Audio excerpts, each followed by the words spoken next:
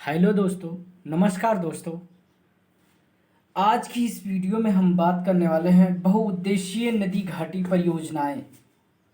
बहुउद्देशीय नदी घाटी परियोजनाएं में 8 परियोजनाएं मैं आपको इस वीडियो में बताऊंगा, लेकिन इस वीडियो में आपको पूरी जानकारी जो है नर्मदा घाटी परियोजना के बारे में ही बताई जाएगी इस वीडियो के माध्यम से।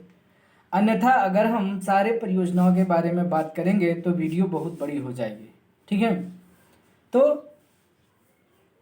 एक एक दिन करके जो है आप अलग अलग परियोजनाओं को अलग अलग दिन पढ़ें और ध्यान से समझ लें। ठीक है, तो आज मैं नर्मदा घाटी परियोजना के बारे में ही इस वीडियो में चर्चा करूंगा, समझाऊंगा, बताऊंगा, और जितने भी पॉइंट्स मैं बताऊंगा सारे पॉइंट्स इंपॉर्टेंट एग्जाम पॉइंट। ठीक है, और आप एक एक लाइन क्लियर कर लेना, तैयार कर लेना पूरी तरह से। पेपर में हर बार क्वेश्चन पूछा जाता है बहुउद्देशीय नदी घाटी परियोजना से, एक न एक क्वेश्चन जरूर आता है।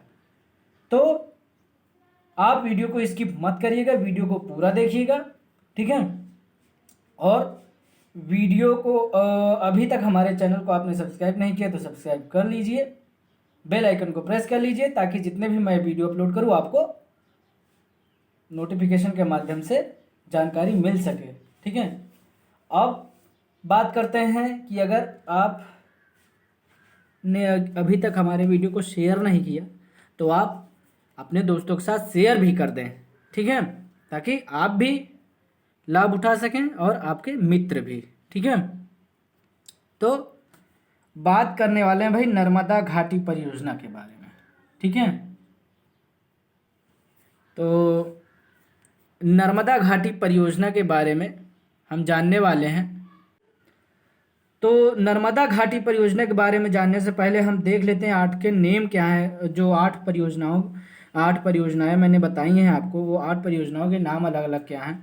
तो भैया नर्मदा घाटी परियोजना पहला पॉइंट है। दूसरा पॉइंट भाखड़ा नांगल बांध। तीसरा पॉइंट है कावेरी नदी पर बने बांध। चौथा पॉइंट है नागार्जुन सागर बांध। पांचवा पॉइंट है हीराकुंड बांध। छठवां पॉइंट है चंबल घाटी परियोजना। ठीक है, अब आगे बात करते हैं कि भाई चंबल घाटी परियोजना हो गया। अब टिहरी बांध परियोजना, तो 7 नंबर क्या हुआ, टिहरी बांध परियोजना, और 8 नंबर जो है वो दामोदर घाटी परियोजना। ठीक है, तो इतनी परियोजनाओं के बारे में, इतने बांधों के बारे में हम चर्चा करेंगे अलग अलग वीडियो में। ठीक है, तो आज की इस वीडियो में नर्मदा घाटी परियोजना पर बात करने वाले हैं हम। ठीक है, तो ध्यान से सुनिएगा और इसको तैयार कर लीजिएगा। ठीक है, एग्जाम पॉइंट वेरी इंपॉर्टेंट है। तो नर्मदा घाटी परियोजना के बारे में तैयार रहें जानने के लिए। ठीक है, तो चलिए स्टार्ट करते हैं भाई कि नर्मदा घाटी परियोजना के बारे में क्या क्या इम्पोर्टेंट है। ठीक है, और कब शुरू किया गया। ठीक है, तो चलिए स्टार्ट करते हैं। ध्यान से सुनिएगा, बहुत ही इम्पोर्टेंट पॉइंट है भाई नर्मदा घाटी परियोजना के बारे में। ठीक है, पहला पॉइंट क्या है, ध्यान से सुनिएगा। नर्मदा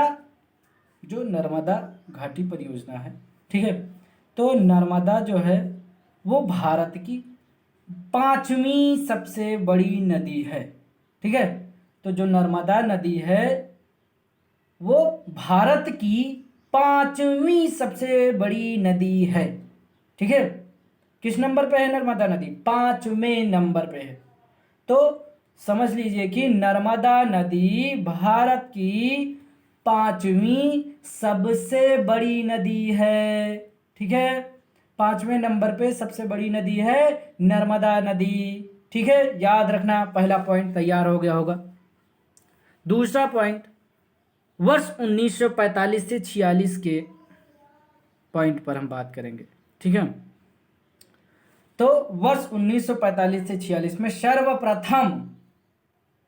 सर्वप्रथम की बात की गई है कि वर्ष 1945 से 46 में सर्वप्रथम नर्मदा बेसिन में सिंचाई, विद्युत उत्पादन और बाढ़ नियंत्रण, क्या क्या, सर्वप्रथम कब, वर्ष 1945 से 46 में।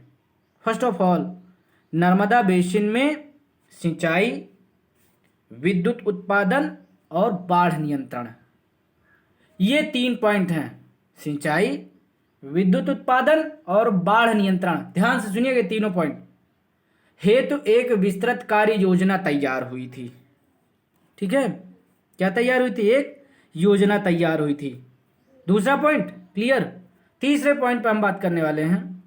तो तीसरा पॉइंट क्या कहता है कि जो ये परियोजना है, मतलब नदी घाटी परियोजना, नर्मदा घाटी परियोजना है, इस परियोजना के तहत इसके अंतर्गत नर्मदा एवं उसकी सहायक नदियां जो हैं, ठीक है, उन पर 29 बड़ी 29 बड़ी, 135 मध्यम मतलब 135 मध्यम तथा 3000 छोटे बांध तथा बैराज, ठीक है, बैराज का मतलब जिन्हें पुल कहते हैं, ठीक है, तो बैराज बनाए जाने की घोषणा की गई थी, ऐसे नॉर्मली कहा जाए तो। ठीक है, तो क्या क्या कहा गया? 29 बड़ी, 135 मध्यम और 3000 छोटे बांध, ठीक है, तथा बैराज बनाए जाने की घोषणा की गई थी। ठीक है, आगे बात करते हैं। अब हम बात करते चौथे पॉइंट पे। तो चौथा पॉइंट क्या कहता है भाई कि सरदार सरोवर परियोजना का निर्माण गुजरात राज्य में, कहां पर? गुजरात राज्य में नर्मदा नदी पर किया गया है। ठीक है, जो सरदार सरोवर परियोजना का निर्माण हुआ वो गुजरात राज्य में नर्मदा नदी पर किया गया। तो सरदार सरोवर परियोजना का निर्माण गुजरात राज्य, याद रखना, गुजरात राज्य में, ठीक है, सरदार सरोवर परियोजना का निर्माण। किसका निर्माण? सरदार सरोवर परियोजना का निर्माण, समझ गए ना? तो नाम याद कर लीजिए, सरदार सरोवर परियोजना का निर्माण गुजरात राज्य में नर्मदा नदी पर किया गया है।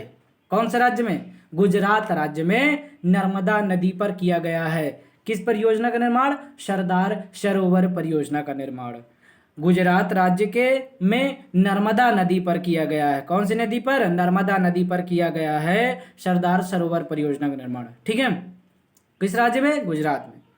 इससे जो है, जो सरदार सरोवर परियोजना का निर्माण हुआ है, इससे 1450 मेगावाट, कितने वाट का? 1450 मेगावाट, 1450 मेगावाट जल विद्युत का उत्पादन किया जा सकेगा। ये लाभ हुआ। पांचवें पॉइंट में क्या है? सरदार सरोवर बांध जो है, इससे गुजरात के 17.92 मतलब 17.92 लाख हेक्टेयर क्षेत्र को सिंचाई की सुविधा, किसकी सुविधा? सिंचाई की सुविधा मिलने से गुजरात राज्य को सर्वाधिक लाभ होगा। ठीक है, सरदार जो सरोवर बांध बनाया गया है, इससे गुजरात के 17.92 मतलब 17.92 लाख हेक्टेयर क्षेत्र को सिंचाई की सुविधा मिलने से गुजरात राज्य को सर्वाधिक लाभ होगा। 6 पॉइंट की बात करते हैं। तो सरदार सरोवर परियोजना से लाभान्वित होने वाले कुछ राज्य हैं, जिनके नाम हैं गुजरात, राजस्थान, महाराष्ट्र एवं मध्य प्रदेश शामिल हैं। ठीक है, ये 4 राज्य हैं जो लाभान्वित हैं सरदार सरोवर परियोजना से। ठीक है, आगे बात करते हैं 7 पॉइंट पे, बहुत ही इंपॉर्टेंट है। ठीक है, तो 7 पॉइंट क्या है भैया कि सरदार सरोवर परियोजना का विरोध करते हुए, ठीक है, विरोध करने के उद्देश्य से ही फरवरी 1986 में समाज विज्ञानी मेधा पाटेकर ने मध्य प्रदेश के धुलिया जिले में धारंग राष्ट्र समिति की स्थापना की थी। ठीक है, सरदार सरोवर परियोजना का विरोध करने के उद्देश्य से। किस सन में? फरवरी 1986 में। कौन? समाज विज्ञानी मेधा पाटेकर जी, मध्य प्रदेश के धुलिया जिले में। कहाँ पर? मध्य प्रदेश के धुलिया जिले में। कौन सी समिति थी? धारंग राष्ट्र समिति की स्थापना की थी। 8 पॉइंट की बात करते हैं तो वर्ष 1989 में, 86 के बाद सन 1989 में अनेक स्थानीय संगठनों के विलय के साथ इसी संगठन का नामकरण नर्मदा बचाओ आंदोलन NBA किया गया। नर्मदा बचाओ आंदोलन NBA किया गया। कब? वर्ष 1989 में अनेक स्थानीय संगठनों के विलय के साथ। ठीक है, इसी संगठन का नामकरण नर्मदा बचाओ आंदोलन NBA किया गया। किसका नाम? संगठन का नामकरण। ठीक है, तो क्या नामकरण रख दिया गया था? नर्मदा बचाओ आंदोलन NBA किया गया। 9 पॉइंट क्या कहता है कि नर्मदा सागर परियोजना को ही इंदिरा सागर बांध भी कहते हैं। याद रख लेना, 9 पॉइंट इंपॉर्टेंट। 10 नंबर क्या कहता है कि जो ये बांध है ना, मतलब इंदिरा सागर बांध जो है मध्य प्रदेश के खंडवा जिले में नर्मदा नगर के निकट है। कहाँ पर है? मध्य प्रदेश के खंडवा जिले में नर्मदा नगर के निकट है। 11 पॉइंट, इससे जो है, जो ये बांध है, ठीक है, या फिर नर्मदा सागर परियोजना है, ठीक है, इससे 1000 मेगावाट विद्युत उत्पादन तथा 1.23 लाख हेक्टेयर भूमि की सिंचाई का लक्ष्य है। बहुत ही इंपॉर्टेंट है ये भी। तो बात करते हैं 12 नंबर की, बहुत ही इंपॉर्टेंट है कि नर्मदा घाटी में तवा, बारना, कोलार, सुक्ता और मटियारी परियोजनाओं का निर्माण पूरा हो चुका है और इन परियोजनाओं से 3,73,500 हेक्टेयर सिंचाई क्षमता अर्जित कर ली गई है। ठीक है, 13 पॉइंट क्या कहता है कि तवा परियोजना से 13.50 मेगावाट। कौन सी परियोजना से? तवा परियोजना से। याद हो गया होगा, तवा परियोजना से 13.50 मतलब 13.50 मेगावाट बिजली का दोहन किया जा रहा है। 14 पॉइंट क्या कहता है कि नर्मदा की सहायक नदी मान परियोजना, हथनी नदी पर चंद्रशेखर आजाद परियोजना और वेदा नदी पर अपर वेदा परियोजना का निर्माण किया गया है।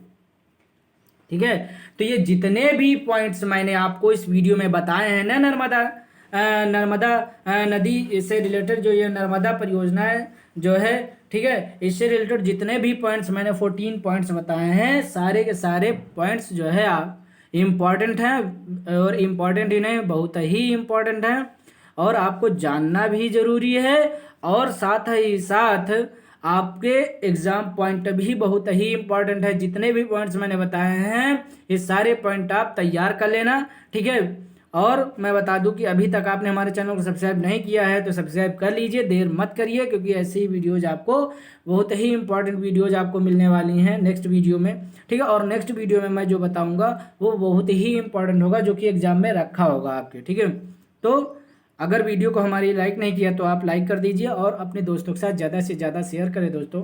ठीक है, धन्यवाद दोस्तों। अब हम नेक्स्ट वीडियो में मिलेंगे।